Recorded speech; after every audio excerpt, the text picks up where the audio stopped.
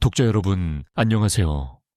전장에서 모든 것을 잃고 죽은 친구와의 약속을 지키기 위해 그의 여자를 찾아온 한 남자의 이야기로 여러분을 초대합니다.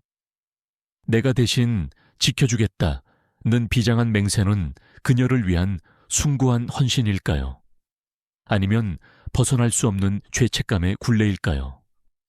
우정과 사랑, 의무와 욕망의 경계에서 펼쳐지는 이들의 엇갈린 운명과 가슴 시린 비극을 함께 지켜봐 주시기 바랍니다. 지금 총성이 멎은 곳에서 새로운 비극의 막이 오릅니다. 국립서울현충권 회색빛 하늘 아래 하얀 비석들이 끝없이 도열해 있었다. 강태현은 그중 하나의 비석 앞에 서 있었다. 육군 중사 박민우. 그의 이름은 차가운 돌 위에 새겨져 있었지만 태연의 심장에는 뜨거운 낙인처럼 찍혀 있었다. 그는 손에 든 국화 한 송이를 조용히 내려놓았다. 그의 손등에는 희미한 흉터들이 거미줄처럼 얽혀 있었다. 전쟁의 흔적이었다. 귓가를 스치는 바람소리가 어느 순간 날카로운 총성으로 바뀌었다. 야, 강대위, 너무 폼 잡지 마라. 총알이 피해가는 줄 아냐. 포탄이 비처럼 쏟아지는 중동의 어느 폐허 속에서 박민우 중사가 흙먼지를 뒤집어 쓴 채 씩 웃으며 소리쳤다. 그는 태연의 가장 친한 친구이자 가장 믿음직한 부하였다. 죽음이 오가는 전장 속에서도 유머를 잃지 않는 햇살 같은 사내였다. 그는 잠시 숨을 돌리는 틈을 타 품에서 낡은 사진 한 장을 꺼내 보였다. 우리 서연이 예쁘지 않습니까? 이번에 돌아가면 바로 식 올릴 겁니다. 그때 줄에는 꼭 대위님이 서주셔야 합니다. 사진 속의 한서연은 세상에서 가장 행복한 미소를 짓고 있었다. 태연이 고개를 끄덕이는 순간 그들의 은신처 바로 옆에서 거대한 폭음이 터졌다. 정신을 차렸을 때 태연은 무너진 건물 잔해에 깔려 있었다. 온몸이 찢어지는 듯한 고통, 그의 위로 피투성이가 된 민우가 쓰러져 있었다. 그가 온몸으로 폭발의 파편을 막아낸 것이었다. 민우야. 태연의 절규에도 민우는 다시 웃었다. 그는 피 묻은 손으로 군복 안주머니에서 편지 한 통을 꺼내 태연의 손에 억지로 쥐어주었다. 태연아, 내 친구, 우리 서연이 부탁한다. 그 말을 마지막으로 민우의 눈은 빛을 잃었다. 그의 영혼은 뜨거운 사막의 하늘로 날아갔고 그의 육신은 태연의 죄책감이라는 이름으로 남았다. 태연은 길고 무거운 악몽에서 깨어났다. 그는 여전히 차가운 비석 앞에 서 있었다. 그는 친구의 목숨값으로 살아남았다. 이 사실은 평생 그를 따라다닐 십자가였다.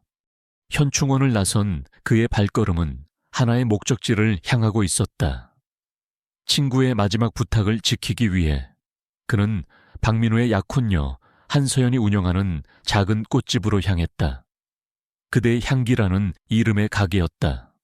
가게 앞에서 그는 한참을 망설였다. 친구의 죽음을 가져온 전장에서 살아 돌아온 그가 무슨 자격으로 그녀를 마주한단 말인가.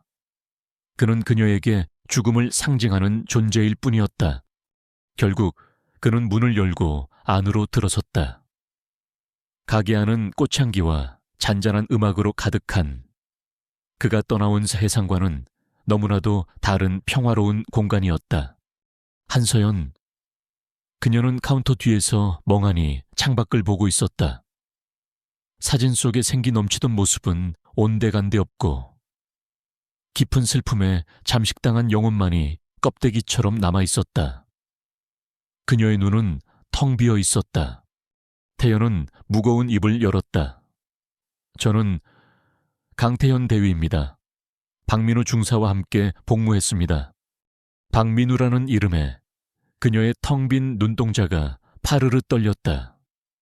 그녀는 천천히 고개를 돌려 그를 바라보았다. 그녀의 눈에는 세상의 모든 슬픔이 담겨 있는 듯했다. 태연은 말없이 피가 말라붙어 갈색 얼룩이 진 편지를 그녀에게 건넸다. 서연은 떨리는 손으로 편지를 받아들었다. 민우의 마지막 흔적.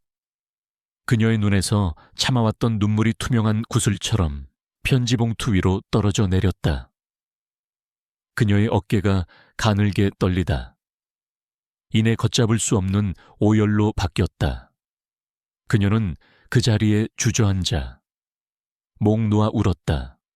그녀의 무너져 내리는 모습을 보며 태연의 심장을 짓누르던 죄책감은 비장한 책임감으로 변했다. 그는 그녀 앞에 한쪽 무릎을 꿇었다. 군인으로서 평생 단 한 번도 꿇어본 적 없는 무릎이었다. 그는 친구에게 그리고 신에게 맹세하듯 말했다. 그의 목소리는 낮고 단단했다. 서연 씨, 민우가 남긴 마지막 말이었습니다.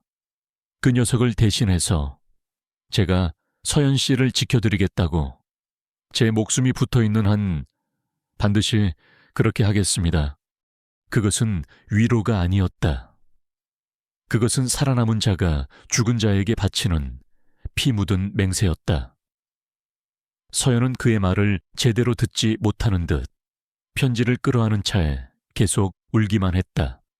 태연은 조용히 일어나 가게를 나섰다. 그가 한 약속이 친구를 위한 명예로운 맹세가 아니라 또 다른 비극의 시작이 될 것이라는 사실을 그는 까맣게 알지 못했다. 가게 안에서는 장례식을 상징하는 백합의 향기가 짙게 풍겨 나오고 있었다. 강태연의 맹세는 공허한 약속이 아니었다.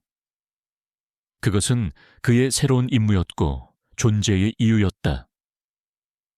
친구 박민우의 장례식이 끝나고 일주일 뒤 그는 한서연의 꽃집이 내려다 보이는 동네에 허름한 옥탑방에 거처를 마련했다. 보증금도 월세도 그에게는 중요하지 않았다. 오직 서연의 가게 불빛이 보이는 창문만이 그에게는 유일한 조건이었다. 그의 새로운 삶은 군대 막사보다도 더 단출했다. 방 안에는 낡은 침구 하나와 작은 탁자, 그리고 그의 군복이 담긴 더플백이 전부였다. 그는 매일 아침 서연의 가게에 불이 켜지면 잠에서 깨어났고 그녀가 가게 문을 닫고 집으로 돌아가면 비로소 지친 몸을 뉘었다. 그는 보이지 않는 수호자, 그녀의 일상을 지키는 그림자였다. 어느 날 밤 비바람이 몰아쳤다. 태연은 창밖으로 서연의 가게 간판이 위태롭게 흔들리는 것을 보았다. 그녀가 가게 문을 닫고 떠나자 그는 지체 없이 옥상으로 올라가 밧줄 하나에 몸을 의지한 채 건물 벽을 타고 내려갔다. 그는 능숙하게 흔들리는 간판을 고정시키고 끊어지기 직전의 전선을 다시 연결했다. 다음 날 아침 그는 창문 너머로 말끔하게 고쳐진 간판을 보며 의아해하는 서연의 모습을 조용히 지켜볼 뿐이었다. 또 한 번은 가게 뒤편에 낡은 수도관이 터져 물이 새는 것을 발견했다. 그는 역시 모두가 잠든 밤에 낡은 공구 몇 개로 수도관을 완벽하게 수리했다. 그의 이런 행동들은 위로도 친절도 아니었다. 그것은 죽은 친구를 향한 그의 부채의식의 발현이자 스스로에게 내린 형벌과도 같았다. 그는 가끔 친구의 묘지에 바칠 꽃을 산다는 핑계로 가게에 들렀다. 그럴 때마다 두 사람 사이에는 어색하고 무거운 공기가 흘렀다. 서연은 조금씩, 아주 조금씩 일상을 회복하고 있었다. 그녀는 여전히 슬펐지만 더 이상 주저앉아 울고만 있지는 않았다. 그녀는 태연을 죽은 약혼자의 친구이자 그의 마지막을 함께한 사람으로서 정중하지만 거리감 있게 대했다. 그들의 대화는 언제나 민우에 대한 것이었다. 태연은 민우의 군 생활 시절 이야기를 들려주었다. 훈련 때의 엉뚱했던 실수담, 전투 중에 보여주었던 용맹함, 그리고 그가 얼마나 서연을 사랑하고 그리워했는지에 대한 이야기. 서연에게 그 이야기들은 위로인 동시에 고통이었다. 태연은 그녀가 사랑했던 남자를 추억할 수 있는 유일한 연결고리였다. 태연에게도 마찬가지였다. 친구의 이야기를 하는 것은 그의 기억을 살아있게 하는 방법이자 자신의 의무를 다하는 행위였지만 매번 이야기를 꺼낼 때마다 죄책감의 칼날이 그의 심장을 베는 듯한 고통을 느껴야 했다. 그러던 어느 날부터 태연은 자신의 훈련받은 감각이 경고 신호를 보내는 것을 느끼기 시작했다. 며칠째 같은 자리에 주차되어 있는 낯선 검은색 세단, 꽃을 사는 척하며 가게 안을 샅샅이 훑어보는 남자, 가게 주변을 의미 없이 배회하는 수상한 인물들. 그들의 행동은 일반적인 동네 불량배들의 그것과는 달랐다. 그들은 목표를 정하고 조용히 그리고 체계적으로 움직이고 있었다. 목표는 한서연이었다. 태연의 몸속에 잠자고 있던 야수가 눈을 떴다. 그는 다시 군인이 되었다.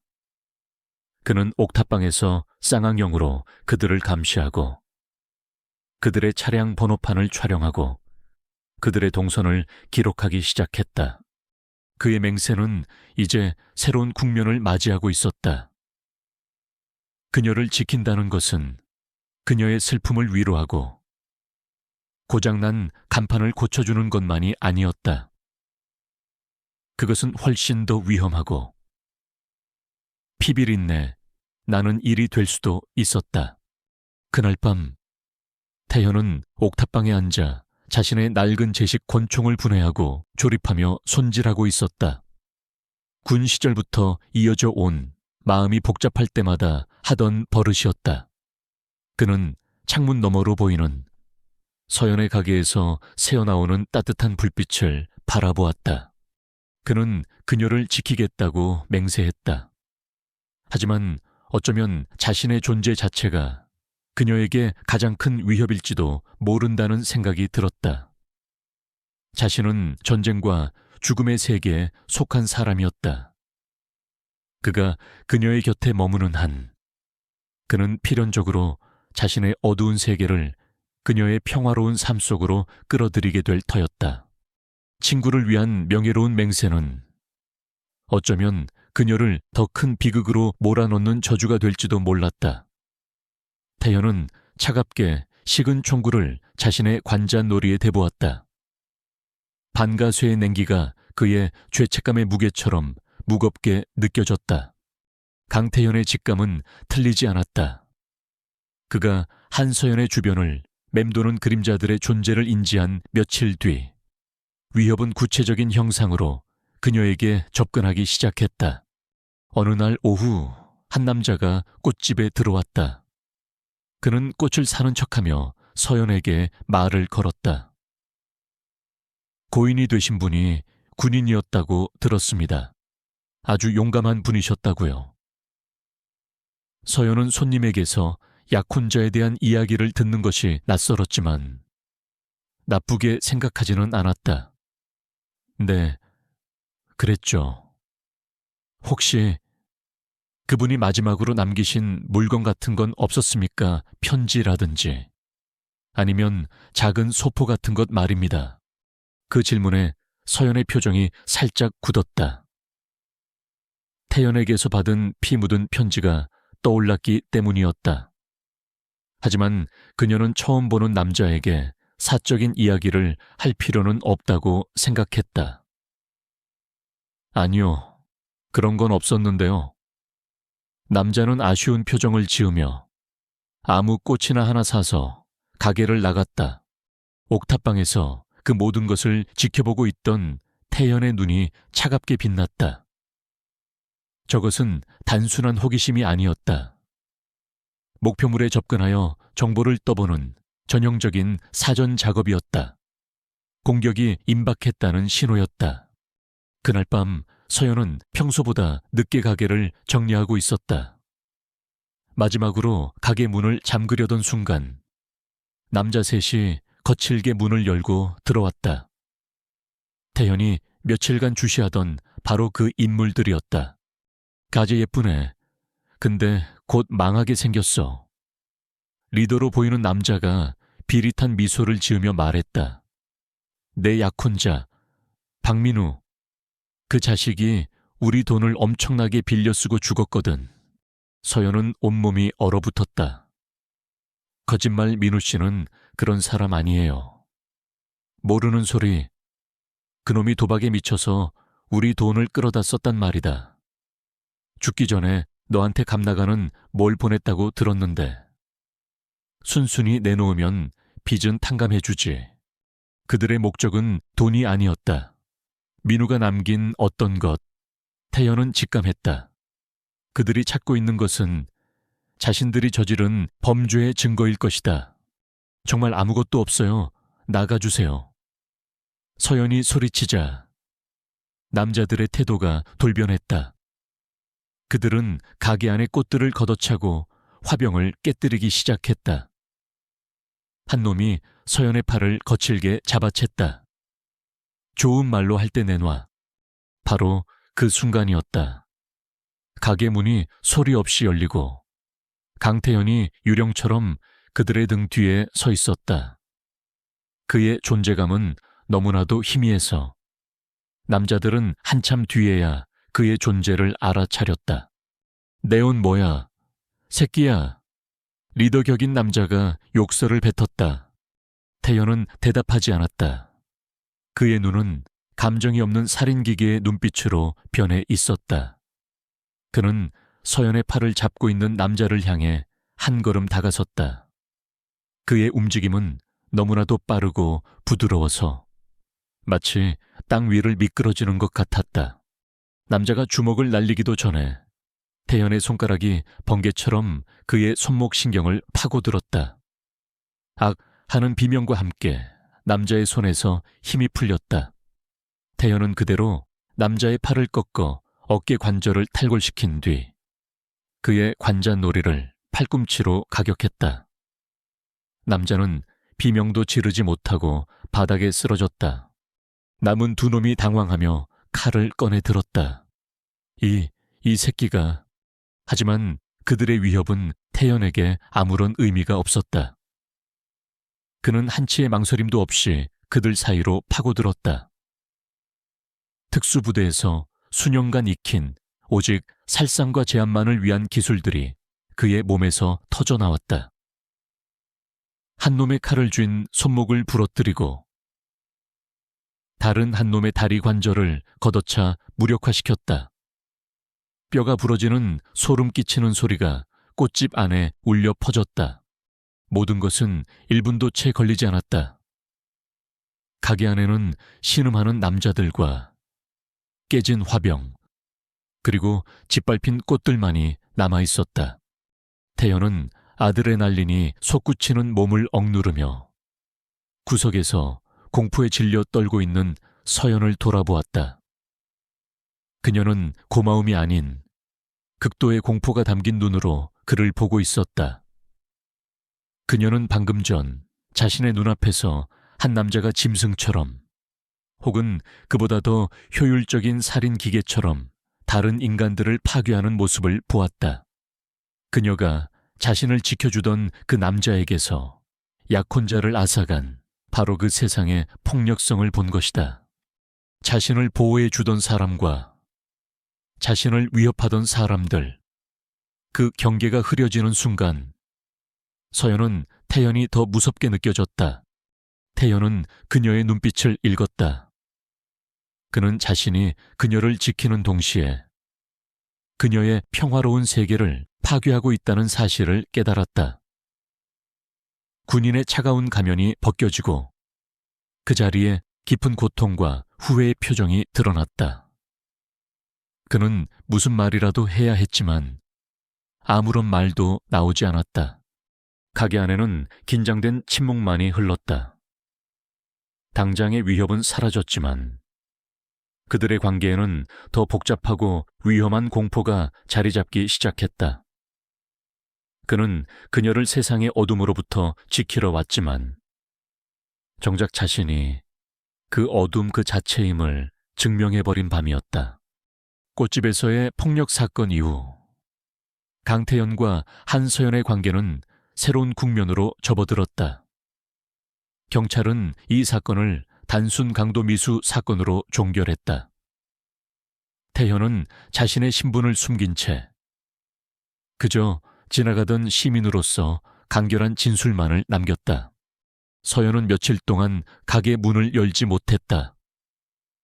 그녀의 머릿속은 그날 밤의 끔찍한 기억으로 가득 차 있었다. 불량배들의 위협보다 그녀를 더 두렵게 한 것은 태연의 모습이었다. 한치의 망설임도 없이 상대의 뼈를 부러뜨리던 그의 모습, 감정 없이 오직 효율적인 파괴만을 보여주던 그의 눈빛. 그는 분명 자신을 구해준 은인이었지만 동시에 그녀는 그에게서 깊은 공포를 느꼈다. 태연은 위협이 아직 끝나지 않았음을 직감했다. 그는 더 이상 보이지 않는 수호자로만 머물 수 없었다. 그는 서연의 집 앞을 지키고 그녀가 외출할 때마다 그림자처럼 뒤를 따랐다. 그의 이런 노골적인 보호는 서연을 더욱 불안하게 만들었다. 며칠 뒤 그녀는 다시 가게 문을 열었다. 엉망이 든 가게를 혼자 치우고 있는 그녀 앞에 태연이 나타났다. 혼자서는 힘듭니다. 제가 돕겠습니다. 그의 말은 질문이 아닌 통보였다. 서연은 거절할 수 없었다. 두 사람은 말없이 깨진 화분 조각을 치우고 짓밟힌 꽃들을 정리했다. 어색한 침묵 속에서 그들은 처음으로 죽은 민우가 아닌 서로에 대한 이야기를 조금씩 나누기 시작했다. 왜 꽃집이었습니까? 태연이 먼저 물었다. 민우 씨가 꽃을 좋아했거든요. 전장에서 돌아오면 세상에서 가장 예쁜 꽃들로 가득한 집을 선물해주고 싶었어요. 서연의 목소리는 슬픔에 잠겨 있었다. 대위님은 군인이 되기 전에는 무엇을 하셨어요? 이번에는 서연이 물었다. 저는 그냥 평범한 학생이었습니다. 세상을 바꾸고 싶다는 그런 유치한 꿈을 꾸던 태연은 씁쓸하게 웃었다. 함께 가게를 정리하고 늦은 밤이 되어 배가 고파지자 그들은 가게 한구석에서 컵라면으로 간단히 끼니를 때웠다. 뜨거운 라면, 김이 피어오르는 작은 공간 속에서 그들은 처음으로 서로를 죽은 친구의 약혼녀와 친구의 전우가 아닌 그저 한서연과 강태현이라는 한 사람으로 마주하고 있었다. 그 평범한 순간의 온기가 두 사람의 얼어붙은 마음을 아주 조금씩 녹이고 있었다. 하지만 그 온기는 위험했다. 가까워질수록 그들은 더 큰 죄책감에 시달렸다. 태연은 어느 순간부터 자신이 그녀를 보호의 대상이 아닌 한 여자로 보고 있음을 깨달았다. 슬픔 속에서도 강인함을 잃지 않는 그녀의 눈빛, 작은 일에도 감사할 줄 아는 그녀의 미소. 그는 그런 그녀의 모습에 마음이 흔들리는 자신을 발견할 때마다 스스로를 증오했다. 이것은 죽은 친구에 대한 배신이었다. 그는 그녀에게서 멀어지려 애썼지만 지켜주겠다는 맹세가 그의 발목을 잡았다. 서연 역시 마찬가지였다. 그녀는 태연의 곁에서 민우가 죽은 후 처음으로 안전함을 느꼈다. 그의 과묵함과 강인함은 이상하게도 그녀에게 큰 위안이 되었다. 하지만 그녀는 그런 감정을 느낄 때마다 죄책감에 시달렸다. 어떻게 다른 남자에게서 위안을 느낄 수 있단 말인가? 이것은 민우의 기억에 대한 배신이었다. 감정의 혼란이 극에 달하던 어느 날 밤, 사건이 터졌다. 서연은 민우가 죽던 그날의 악몽을 꾸고 비명을 지르며 잠에서 깼다. 집 밖에서 그녀를 지키고 있던 태현은 가게에서와 같은 습격이 일어난 줄 알고 순식간에 그녀의 집 현관문을 부수고 안으로 뛰어 들어갔다. 그가 발견한 것은 침대 위에서 공황 상태에 빠져 울고 있는 서연이었다. 서연 씨, 그가 다급하게 그녀에게 다가갔다. 슬픔과 공포에 이성을 잃은 서연은 그를 보자마자 와락 달려들어 그의 품에 안겨 울음을 터뜨렸다. 민우 씨, 민우 씨가 또 죽었어요. 그녀의 눈물과 절규, 그리고 그녀의 연약한 몸이 그의 품에 안기는 순간 이성으로 억눌러왔던 두 사람의 감정이 한순간에 폭발했다. 그는 그녀를 지켜야 할 대상이었고 그녀는 그에게서 죽은 약혼자를 보아야 했다. 하지만 그 순간 그들은 서로에게서 외로운 남자와 여자일 뿐이었다. 거부할 수 없는 끌림이 그들 사이에 스파크처럼 튀었다. 그들은 거의 동시에 화들짝 놀라며 서로에게서 떨어졌다. 방 안의 공기는 그들이 느낀 금지된 욕망과 감당할 수 없는 죄책감으로 무겁게 얼어붙었다. 그들은 아무 말 없이 서로를 바라보았다. 몇 걸음 되지 않는 그들의 거리는 결코 건널 수 없는 깊은 시면처럼 느껴졌다. 그가 건넨 위로는 이제 위험한 것이 되어버렸다. 그들을 하나로 묶어주었던 슬픔이라는 끈이 이제는 더 고통스러운 방식으로 그들을 갈라놓으려 하고 있었다. 그날 밤의 위태로운 교감 이후 강태현과 한서연 사이에는 투명한 벽이 세워졌다. 그들은 서로를 피했다. 공유된 슬픔이 아니라 공유해버린 금지된 감정에 대한 죄책감 때문이었다. 태연은 더 이상 그녀의 가게에 가지 않았고 서연 역시 그를 찾지 않았다. 하지만 태연은 그림자의 역할을 멈추지 않았다. 그는 더 멀리서 더 은밀하게 그녀를 지켜보았다. 그는 꽃집을 습격했던 놈들을 잊을 수 없었다. 그들의 움직임은 단순한 불량배의 것이 아니었다. 훈련받은 자들의 효율성과 냉정함이 있었다. 태현은 이 사건의 배후를 밝혀내지 못하면 서연을 결코 지킬 수 없다는 것을 알았다. 보호는 더 이상 수동적인 행위가 아니었다. 위협의 근원을 찾아 제거하는 적극적인 공격이어야만 했다. 그는 자신의 옥탑방을 작은 작전 본부로 만들었다.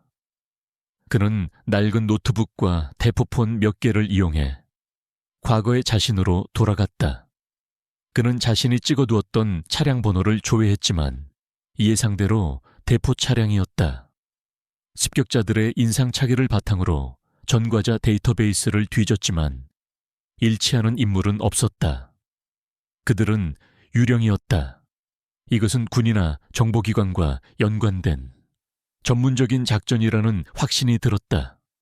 태연은 어려운 결정을 내려야 했다. 그는 아직 군에 남아있는 과거 자신의 부하였던 김상색에 연락을 취했다. 김상사는 과거 태연이 목숨을 구해준 적이 있어 그에게 절대적인 충성을 맹세한 부하였다. 두 사람은 늦은 밤 한적한 한강 둔치에서 만났다. 김상사는 여전히 현역 군인이었기에 제대한 상관과의 사적인 만남은 그에게 큰 위험이 될 수 있었다. 대위님, 어인 일이십니까? 부탁할 게 있다. 위험한 일이야. 거절해도 좋다. 태연은 박민우 중사가 전사했던 마지막 작전, 그 작전의 공식 보고서와 관련 정보를 모두 빼내달라고 부탁했다. 공식 보고서에는 단순 교전 중 전사로 되어 있지만 나는 믿지 않는다. 그날의 모든 것이 석연치 않아. 김 상사는 잠시 망설였지만 인의 결의에 찬 눈으로 고개를 끄덕였다. 알겠습니다. 대위님의 판단을 믿습니다. 며칠 뒤 김상색에서 암호화된 파일이 도착했다. 태현은 자신의 옥탑방에서 밤을 새워가며 자료를 분석했다.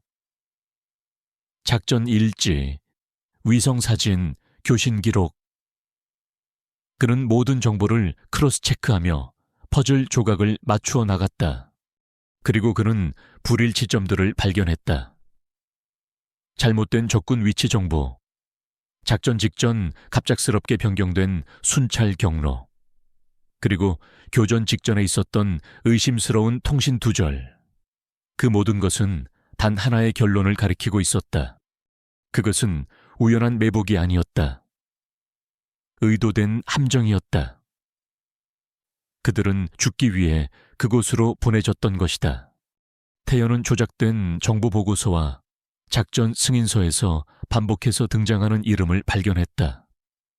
조진철 대령, 그들의 여단장이자 야심과 잔혹함으로 유명했던 남자. 그 이름을 보는 순간 태연의 뇌리에 전장의 마지막 순간이 섬광처럼 스쳐 지나갔다. 죽어가던 민우가 그의 손에 피 묻은 편지를 쥐어주었을 때 그는 편지만을 건넨 것이 아니었다. 손가락 끝으로 아주 작고 딱딱한 무언가를 함께 쑤셔 넣어주었다. 그 당시에는 경황이 없어 제대로 인지하지 못했던 아주 작은 물체였다. 태연은 미친 듯이 자신의 더플백을 뒤졌다. 그 안에는 피와 먼지로 얼룩진 당시의 낡은 전투복이 그대로 들어있었다. 그는 전투복의 모든 주머니를 뒤졌다. 그리고 마침내 안쪽 주머니에 뜯어진 실밥 사이에서 그것을 찾아냈다. 아주 작은 마이크로 SD 카드였다. 그는 떨리는 손으로 카드를 노트북에 삽입했다. 민우가 설정해둔 복잡한 암호가 걸려 있었지만 태연은 몇 시간의 사투 끝에 마침내 암호를 풀어냈다. 그리고 화면에 나타난 내용물은 그의 심장을 얼어붙게 만들었다. 그 안에는 조진철 대령이 그들이 싸우고 있던 반군에게 군사무기를 밀매하는 정황이 담긴 비밀 거래 장부와 통신 기록, 그리고 증거 사진들이 고스란히 들어있었다. 민우는 우연히 이 엄청난 반역 행위의 증거를 손에 넣었고 그것을 보고하려 했던 것이다. 그 마지막 작전은 이 사실을 눈치챈 조진철이 민우와 그의 팀 전체를 제거하기 위해 꾸민 살인극이었다. 태연은 화면을 보며 주먹을 부들부들 떨었다. 친구는 전장에서 명예롭게 전사한 것이 아니었다. 자신의 상관에게 살해당한 것이었다. 그는 이제 모든 것을 알았다. 조진철이 왜 자신들을 쫓고 있는지, 조진철은 이 증거가 태연 자신에게 있거나 혹은 민우가 서연에게 보냈을 거라고 믿고 있는 것이다. 서연은 그녀 자신 때문이 아니라 그녀가 가지고 있을지도 모르는 그 무엇 때문에 위험에 처한 것이었다. 태연의 임무는 다시 한번 바뀌었다. 그것은 더 이상 단순한 보호나 약속 이행이 아니었다. 그것은 복수였다. 친구의 억울한 죽음에 대한 정의를 구현하고 서연을 진짜 위협으로부터 완전히 지켜내기 위해 그는 괴물 같은 조진철을 쓰러뜨려야만 했다. 전쟁은 아직 끝나지 않았다. 강태현은 자신의 옥탑방에서 밤을 새워 계획을 세웠다. 그의 손에는 친구의 명예와 한 여자의 목숨과 그리고 거대한 악을 무너뜨릴 수 있는 증거가 들려 있었다.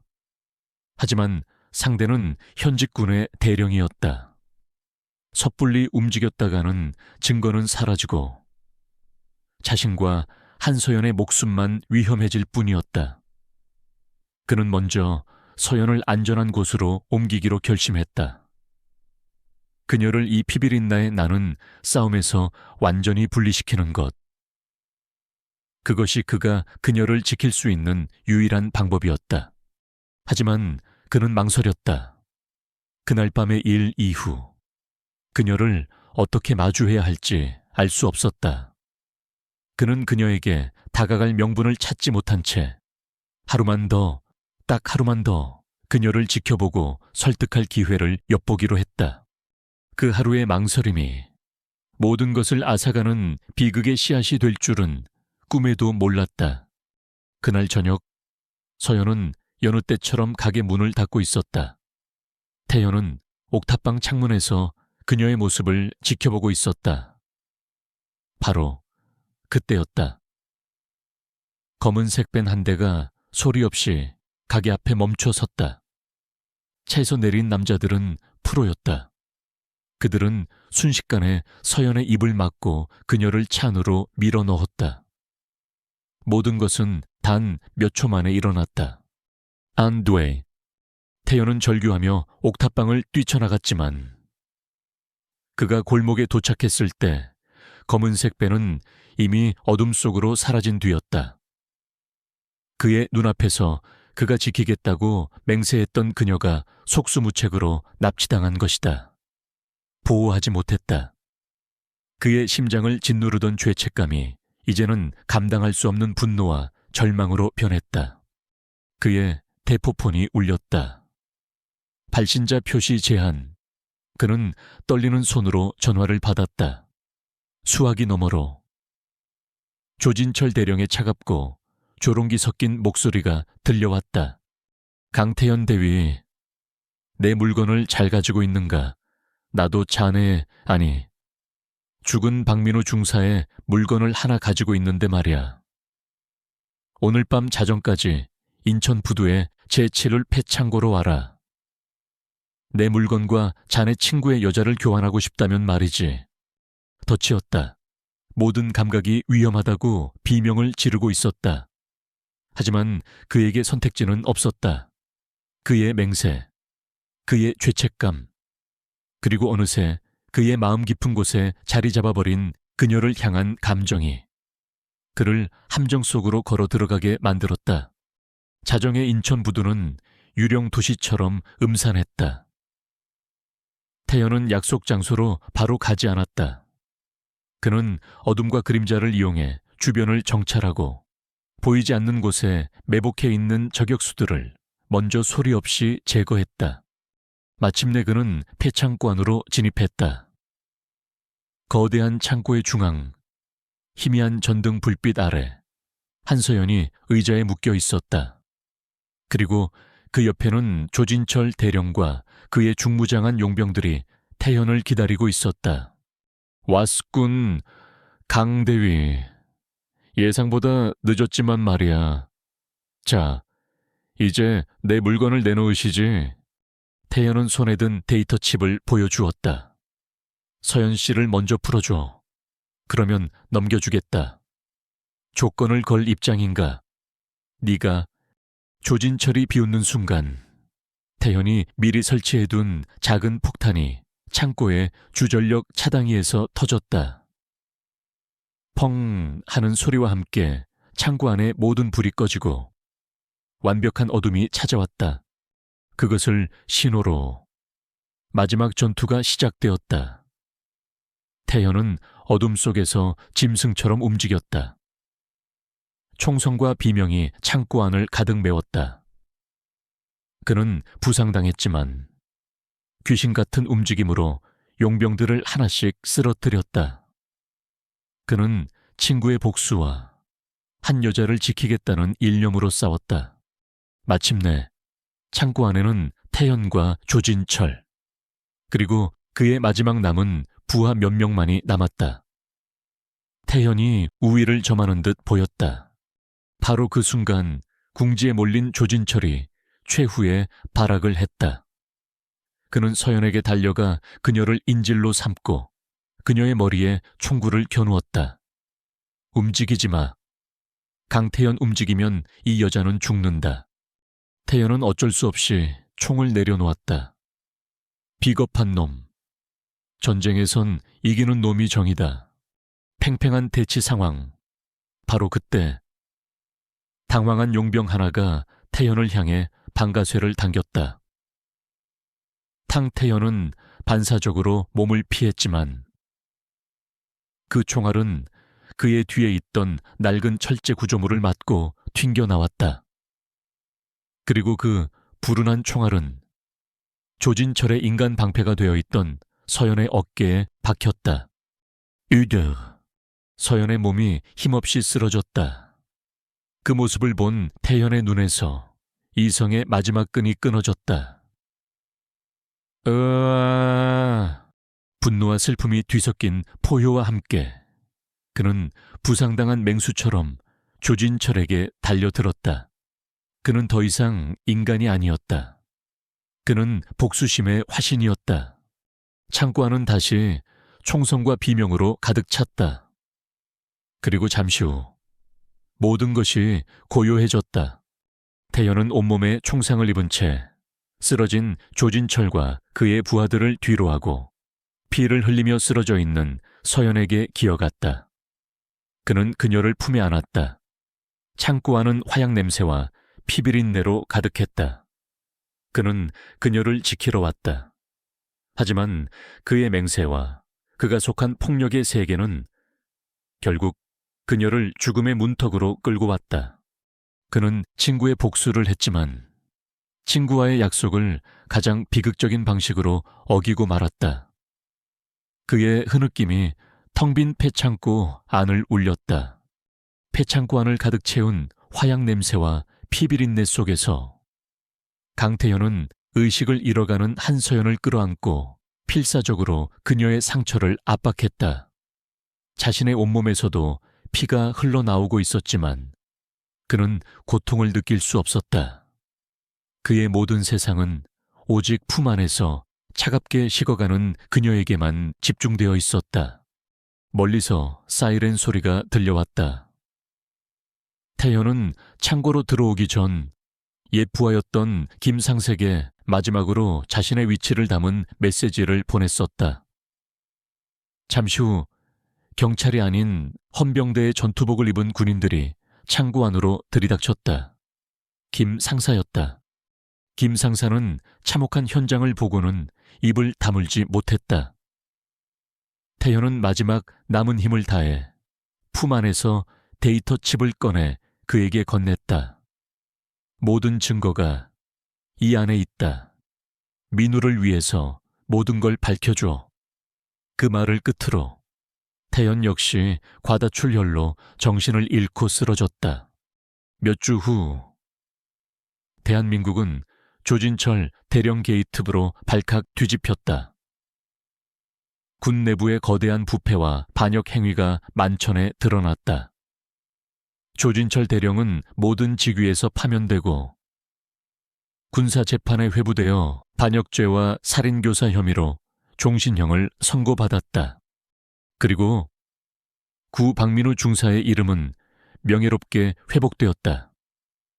그는 부패를 파헤치다 순직한 영웅으로 인정받았고 국가유공자로서 최고의 훈장이 추서되었다.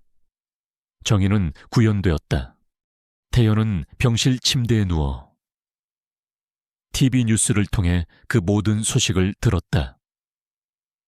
그의 몸은 여러 번의 수술 끝에 회복되고 있었지만 그의 눈은 텅 비어 있었다. 친구의 명예를 되찾았다는 기쁨도 거대한 악을 무너뜨렸다는 성취감도 그에게는 없었다. 승리는 너무나도 공허했다. 태원 수속을 밟은 날, 그는 자신의 옥탑방으로 돌아가지 않았다. 그의 발걸음은 같은 병원의 다른 병실로 향했다. 그곳에는 한서연이 누워 있었다. 그녀는 살아남았다. 하지만 총알은 그녀의 척추신경을 심각하게 손상시켰다. 의사는 그녀가 다시는 깨어나지 못할 수도 있으며 만약 기적이 일어나 깨어난다 해도 평생을 침대 위에서 보내야 할 것이라고 말했다. 태연은 그녀의 침대 옆에 앉았다. 이것이 그의 새로운 삶, 그의 새로운 초소였다. 그는 매일 그녀의 곁을 지켰다. 그녀에게 책을 읽어주고 그녀가 좋아하던 클래식 음악을 들려주고 그녀의 마른 손을 잡고 그날 있었던 시시콜콜한 이야기들을 들려주었다. 그녀는 아무런 대답도 없었지만 그는 멈추지 않았다. 계절이 바뀌었다. 병실 창밖으로 눈이 내렸다.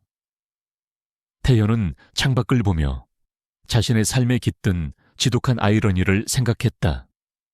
그는 조국을 위한 임무를 완수했고 친구를 위한 정의를 구현했다. 하지만 그에게 가장 중요했던 단 하나의 약속, 개인적인 맹세는 실패하고 말았다. 그는 그녀를 지키겠다고 맹세했지만 결국 그 맹세가 그녀를 파멸로 이끌었다. 그녀를 향한 그의 사랑은 비극의 기폭제가 되어버렸다. 그는 잠들어 있는 그녀의 평온한 얼굴을 내려다보았다. 그의 인생은 더 이상 그의 것이 아니었다.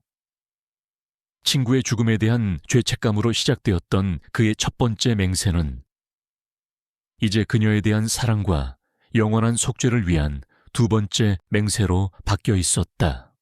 그는 그녀의 손을 잡고 나직이 속삭였다. 서연 씨, 내가 잘못했어요. 내가 당신을 지켜주겠다고 약속했는데 결국 내 세상의 어둠 속으로 당신을 끌어들였어요. 하지만 이제 어디에도 가지 않아요. 당신이 눈을 뜰 때까지, 아니, 설령 평생 눈을 뜨지 못한다고 해도 나는 당신 곁을 지킬게요. 이것이 나의 마지막 임무이고 나의 영원한 속죄입니다.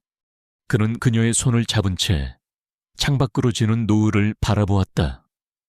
그의 전쟁은 아직 끝나지 않았다. 아니, 그는 이제 막 평생 끝나지 않을 자신만의 전쟁을 시작한 것이었다. 하나의 약속이 한 남자의 삶을 어떻게 구속하고 엇갈린 사랑이 어떤 비극을 낳는지 그 길고 아픈 여정을 끝까지 함께 해주신 독자 여러분께 깊은 감사를 드립니다. 이 이야기는 인간의 감정이 의무와 책임 앞에서 얼마나 연약하고 또 얼마나 강인할 수 있는지를 그리고자 했습니다.